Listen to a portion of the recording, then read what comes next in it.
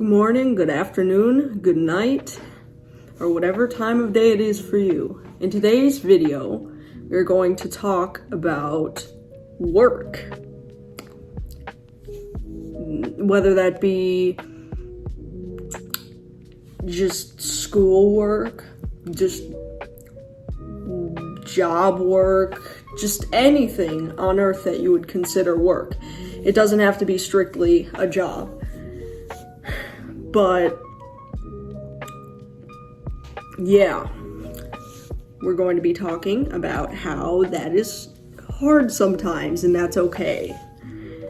So growing up, I always sort of had this running issue where anytime work has been brought up, especially in school, having to do with homework, I would either A, complain about it, B, finish it, but really struggle to finish it, or C, shut down entirely and put it off until the very, very last minute. And I feel like nowadays, especially if you live in the city or the suburbs, as I have for most of my life. This has been different. When I lived in the country, I didn't feel the pressure as much. I mean, I still felt it, but I would say that in more populated areas, areas with more people, where businesses are flourishing, and you just have to be somewhere and do something every second, this feeling has been the most prominent. It's this sort of notion, I think, in society today where you just have to go all the time. You can't really sit around very much. You have to work a job, you have to go to school, you have to, pay bills, just make money. And sometimes I think it seems like it's funny because people say that we don't live for money. I mean, money is not the meaning of life, and money is not happiness. Yet really, many times I think it does really feel that it is. Because think about it. For most people, we're expected to work sort of a 9-to-5 job, a full-time career, basically until we're old enough to retire or until we die. And, the first question that usually children will be asked in school is, what do you want to be when you grow up? Now, not everyone knows the answer to that immediately, and that's okay. Even with people who do know the answer, sometimes, when you're a kid, you have a huge imagination. You'll say, I want to be an astronaut, stereotypically, or I want to be a firefighter, or just something insane. First job I ever wanted to be as a kid was a pet shop owner for some reason. Well, I loved animals. Then it changed to artist, and then now it's changed to musician as I've gotten older. Although I still love animals and I still love art. But sometimes I feel like as people grow older, and then someone asks you what you're doing with your life, the answer will have changed from something that you just love and that in many cases is very out there and not typical, something you really enjoy. It will change from that to just something mundane like, accounting. And I'm sorry, if you love accounting, sure, don't I'm not saying accounting is a boring job, but I'm saying, like, well, for me it would be. But many times what people want to do for their professional lives is not actually what they want in life. And I would hate to be the type of person who would choose a job just because I know it's going to make a lot of money. In fact, the job I've chosen is extremely precarious. I mean, to tell you the truth, I don't know if I'm going to make it. And to be completely honest, I've given up caring. I've given up caring what anyone thinks about it because it's just what I love to do. And so, being a musician, I might need to work a job that I hate for a while until I get to the level that I want to be at in order to do what I love. And I guess that's okay with me, but if I had to, let's say, be an accountant forever, which I don't think I would have the credentials for that, but if I had to do that as a job and I hated it forever, I think I would just lose my mind. I would lose a sense of purpose in life. And so I think the whole concept of having a 9-to-5 just mundane job is really stupid, but I understand that in order to put food on the table, in order to have a place to sleep at night, people need to do that. And it really just sucks that life has to be that way sometimes. You really just hope for a future where people can just be able to have a job that they love that is going to bring them fulfillment in life. And, you know, some people may even need to have 2 jobs just to keep themselves alive. It's rough out here. And that is a problem. Especially in America, it's rough. Yeah. I don't want to work for the rest of my life, really, unless it's going to be something that I love doing. Otherwise, there's no purpose. What am I doing it for? Just to make money? And then what do you do with that money?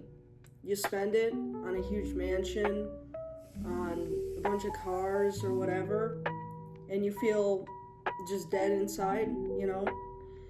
Is it really worth it, is what I'm saying. That's why I think even if I became extremely rich, I just, first of all, my limit is I don't want anything more than like $500 million. If I had any more money than that, I would feel like I'm hoarding. I just wouldn't be appropriate.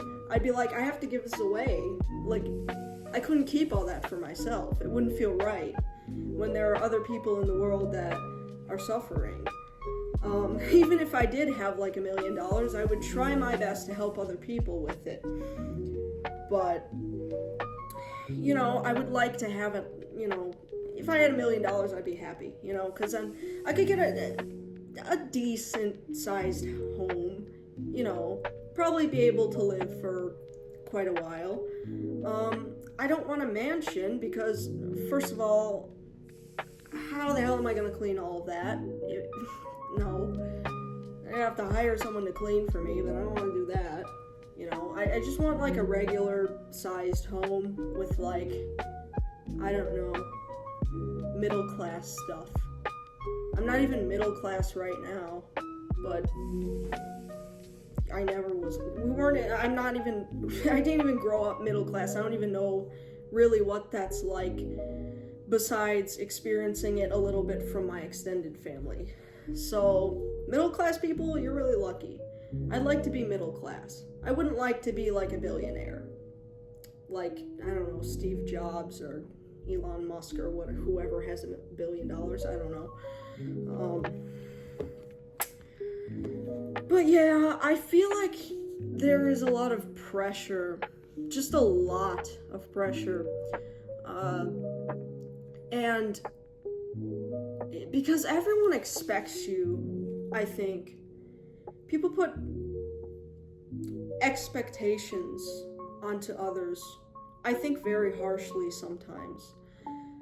You're expected at a very specific sort of age to have certain landmarks in the timeline of your life. For example, at 16, you are expected to have a driver's license for many people.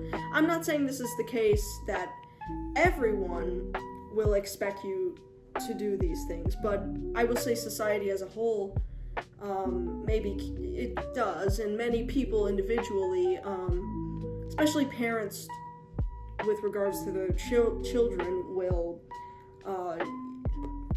they will want them to have a certain amount of independence at a certain age. I didn't get my driver's license at 16. I got it at 18, which is what I am now. I got it literally in July of this year, because there was a whole complicated process, which if you guys want me to explain all of that load of BS, then I will in a different video. But yeah, they just expected, people just kind of expected me to already have had it 2 years ago. It made me kind of insecure because it seemed like all of my friends, well, almost all my friends, like, had a car, even like a whole car. I can't afford that. Are you kidding? And also, I got my first job at 17, when usually you're expected to have been already working for like an entire year since you were 16. Like, you were, I don't know.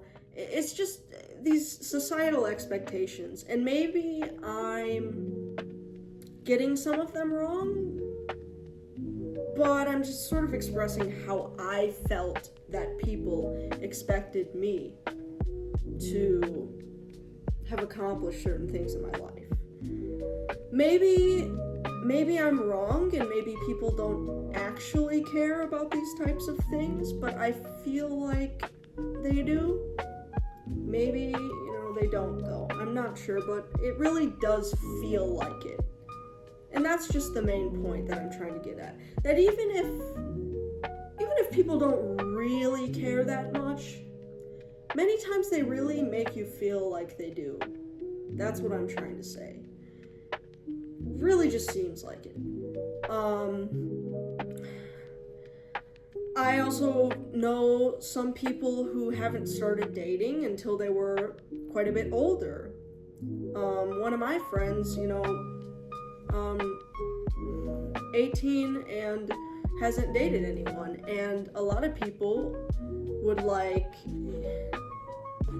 be squinting at her for that. But honestly, I don't think that type of thing should matter. Why does it matter, what age you complete a certain task in life, or reach a certain landmark? And people who say, if someone has a sudden change of heart later in their lives, say they're 60 years old, and all of a sudden they sort of realize that what they wanted to do in life was very different than what they had already done in reality, people will come at them and say, well, you can't change your mind now. It's too late. You're too old. And that's the sunk cost fallacy. The sunk cost fallacy is when basically you believe you're too far into something to quit, to change your mind, And it's a fallacy. It's not true. You can. If you put the effort in, you can. It doesn't matter how old you are. If I wanted to change my course right now, I could. Sometimes I think, I'm 18 and now I'm just too old for certain things. Or, I'm already set in stone in what I want to do in my life, so I can't change that. But I can, because I've seen people older than me do it, and I believe that it's okay. I frankly, I don't want to. I love what I'm doing right now, but if something happens in the future, who knows? I could change my mind. Don't think I will, but I might. And if I do, then that's okay. As long as I change my mind, not because of other people. Not because other people thought I couldn't do what I wanted to do, but because my love has shifted. And when you get people on your back all the time who say, why haven't you done this yet? Why haven't you, gotten a job yet? You're in college right now. You should have another job. You shouldn't just be working in the summer. Dude, I don't have time for that. You come and you tell them,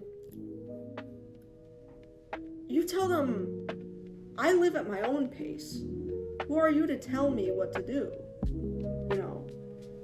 I mean, it all comes down to people criticizing your choices, and you shouldn't let them. If the choices you're making are not like detrimental to yourself or to someone else's life, then who are other people to tell you that you can't make them?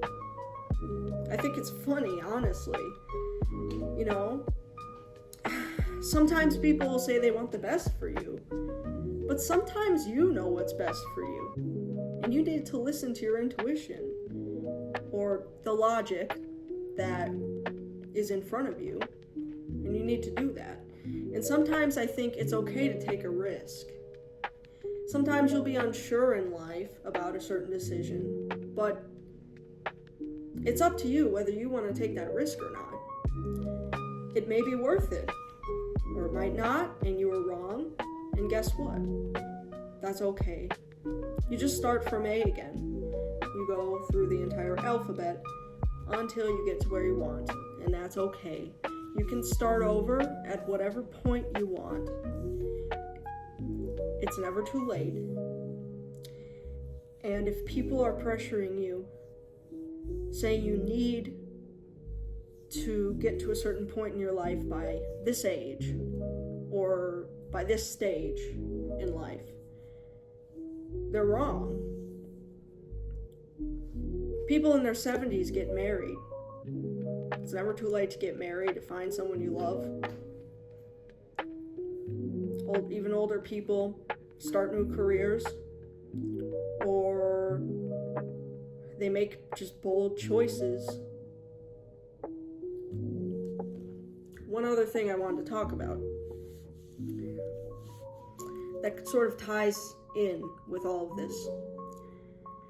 There are days in my life when I have been working so hard, whether it's to learn a new skill or complete a task, whatever it may be. I'm working so hard that at the end of the day, I want to do absolutely nothing. I just shut down. I'm out, and then that's kind of it, and nobody can get me out of bed the next day. I will get up based on my own volition, but nobody else can tell me when I'm getting up. Trust me, that's what happened this morning. Last night, I was up until 2 a.m. because I had practiced piano nearly all day. Piano is a new skill to me. It's something that's, it just doesn't come naturally to me, and so I have to put in copious amounts of efforts to even learn the simplest things. My muscle memory is not very good for whatever reason, which, based on how I always was horrible at volleyball growing up, hand-eye coordination, muscle memory, not my thing. So yeah, learning piano is definitely a new skill for me. Not easy at all, but I'm really getting there, and improvement is happening. And yeah, I was so exhausted from doing it all day, and it's like I have to do it every week for one day, at least all day. It's exhausting. There have been some days where I was sitting at my piano for like 6 hours straight. But all this is to accomplish my goals. But yet, in the process, sometimes it can be so grueling. And that night I just ended up like, I was watching Friday the 13th in my bed, eating snacks until like 2 in the morning after that, because I was so exhausted. And I just passed out, and I woke up at 12 p.m. the next day. Multiple people were calling me. I did not wake up. And then when I finally woke up, it was like, I was like dead. I was just dead inside. And that's college. That's college. I'm just gonna say that right now. That's college, and that's how it is sometimes in college. In school in general. Throughout my entire life, school has been like that for me. Extremely exhausting. Because it's like I'm using my brain all the time. I'm expending all of the mental capacity that I have. And sometimes it feels like it's to my detriment. And I know some other people experience this as well. They have just periods of burnout where it's like, after a while, after you've done it for so long, you just feel like you can't do anything at all. There was one day where I was so exhausted, but I had homework, and I knew I had to finish the homework, but I ended up putting it off until the last minute. I just physically could not make myself do it, no matter how hard I tried. I could not sit myself down and pay attention. I just wanted to curl up in a ball and disappear forever, because I didn't want to work anymore. I just didn't want to work anymore. And sometimes I feel like that. And many other people feel that because the pressure is on in society. You have to go, you have to be somewhere at all hours of the day. You have to be working as much as you possibly can to the detriment of your health. You have to be somebody all the time. You have to put on a mask, and you have to go out there, and you have to work. And that's how life is. I reject it. I'm telling you, I want to reject it. People, I think, though, nowadays, more so than before, are starting to realize that burnout is a real thing. That people are suffering from working all the time. And older generations have called the younger generations lazy. It's not true. We're just burnt out. Because we actually work a lot. And it's understandable why many people don't want to work nowadays, because it's way harder than it used to be. You can't go to the store anymore and buy a candy bar for a penny. It costs like over $2 nowadays. Inflation, you know what I'm saying? So like, it's understandable. And people are starting to realize that it's a real issue, that people are exhausted from this lifestyle, this modern lifestyle. And I think it's good that people are realizing that, and they're allowing mercy on themselves and on others more than they used to, at least. It's not perfect. It's never perfect. There are always going to be demands that are going to be forced onto people, because that's just how it is. Deadlines are terrifying, but sometimes they're necessary. Many times they're necessary. I'd say most of the time, actually, they're necessary for a lot of things in life. Deadlines. Deadlines definitely cause me procrastination. I only get things done last minute most of the time, because I don't have enough energy. I just want to have fun sometimes, and I just want to chill sometimes. I can't always, and that's why I've been learning more and more to try to cherish downtime, and sometimes also when you're not working. This is a little message for us introverts here. People sort of will push you to, on the weekends when you're not busy, to go out with other people and party, and they'll ask you, well, why aren't you hanging out with your friends? Why aren't you going out? You know, why aren't you like at this party, at this restaurant, or wherever, you know? Sometimes I just want to stay home.